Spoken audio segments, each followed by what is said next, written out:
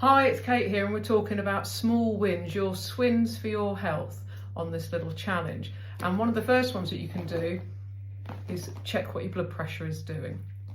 Now, you can go and get this done at a pharmacy, or you can do it for yourself at home, and you can pick up a blood pressure monitor quite easily.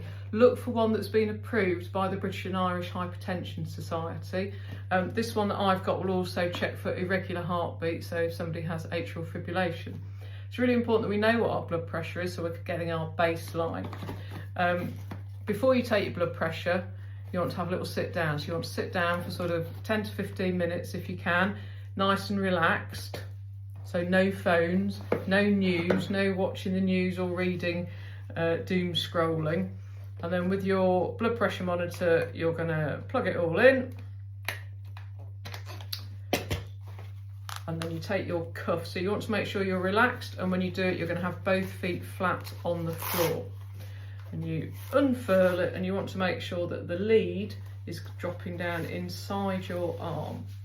So you're going to drop it down inside, because if you have something like white coat syndrome, so just going into the doctor's surgery drives your blood pressure up, it's always worth doing it at home. They'll often send you home and get you to test it for a week and take the readings twice a day.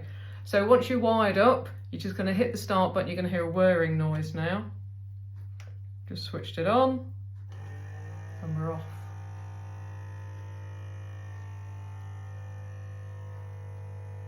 So you are supposed to be silent while it's being done. So feet are flat on the floor and just sitting in a nice calm way. And then it will come up with your reading, and it normally gives you your pulse reading as well. So mine's okay. I've got a resting pulse of 57 and I'm 128/80. So a little bit high for me, but that's because I've been talking while I've been doing this video.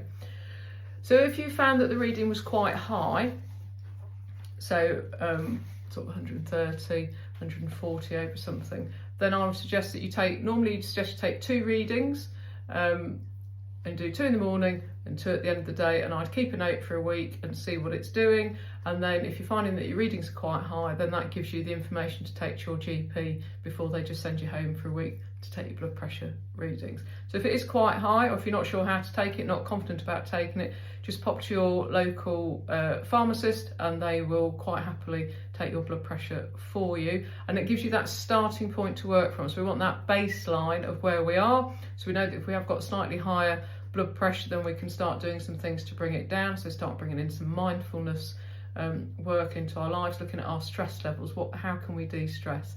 And as our small wins is all through December, it's quite a stressful month anyway, but it's worth finding out where you're at. So that is your starter for 10 on our small wins. Let me know how you get on.